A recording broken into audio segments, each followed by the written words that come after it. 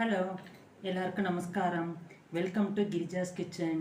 என்ன ஊற வச்சுருக்கேன்னு பார்க்குறீங்களா? பெரிய நெல்லிக்காய் மார்க்கெட்டில் கிடச்சிது. அதனால் ஒரு 1/4 கிலோவுக்கு கொஞ்சம் கூட இருக்கும் வாங்கினேன். இதை நல்லா அலம்பிட்டு தண்ணியில் ஊற வச்சுருக்கேன். இப்போ வாங்க, இப்போ நெல்லிக்காய் ஊறுகாய் எப்படி பண்ணுறதுன்னு பார்க்கலாம்.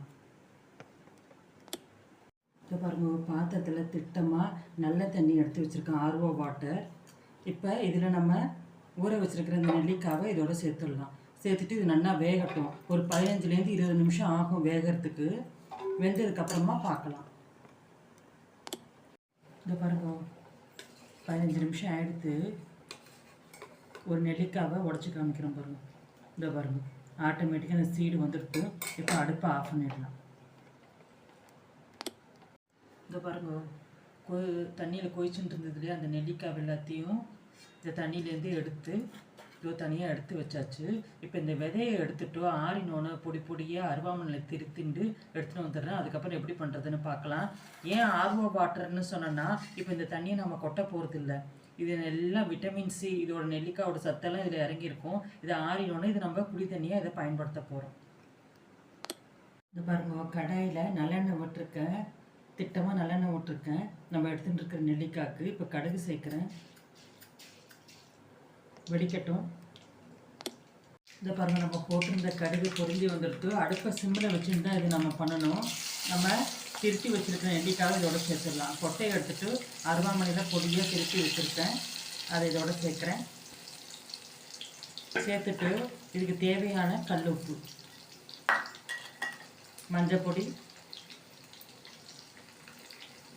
வெந்தயத்தை வெறும் சட்டியில் வறுத்து அம்மியில் பொடிச்சு வச்சுருக்கேன், அதை சேர்க்குறேன். இதுக்கு தேவையான தனி மிளகாத்தூள், பெருங்காயத்தூள்.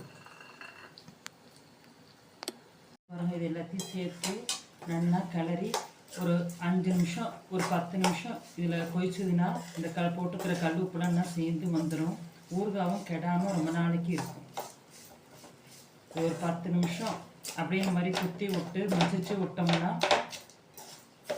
ரொம்ப சீக்கிரம் அதில் உள்ள உப்பு, கல் உப்புலாம் கரைஞ்சி காரம், வெந்தய பொடி, மஞ்சள் பொடி எல்லாம் ஒன்றோட ஒன்று சேர்ந்துட்டு நல்லா வந்துடும். ஒரு 5 நிமிஷம் கழிச்சு பார்க்கலாம். இதை பாருங்க, 5 நிமிஷம் எடுத்து நம்ம போட்டிருந்த எண்ணெயெல்லாம் மேலே பிரிஞ்சு வந்துடுது. இதோ சைட்லலாம் தெரியுது பற்றியெல்லாம். இந்த மாதிரி குத்தி விட்டு ஸ்மாஷ் பண்ணோம்னா ரொம்ப நல்லா இருக்கும், கெடாது.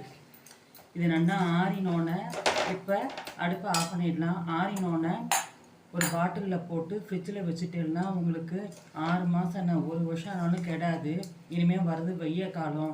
சாதத்தை கொஞ்சம் கூட வடிச்சிட்டு தண்ணி ஊற்றி ராத்திரி மறுநாள் காத்தால் அதில் கொஞ்சமாக தயிர், ஒரு கல் உப்பு போட்டு தொட்டுன்னு சாப்பிட்டோம்னா பிரமாதமாக இருக்கும். நீங்களும் உங்கள் ஆத்தில் ட்ரை பண்ணி பார்த்துட்டு எனக்கு மறக்காமல் கமெண்ட்டில் போஸ்ட் பண்ணுங்க. I hope you are like this video. Thank you.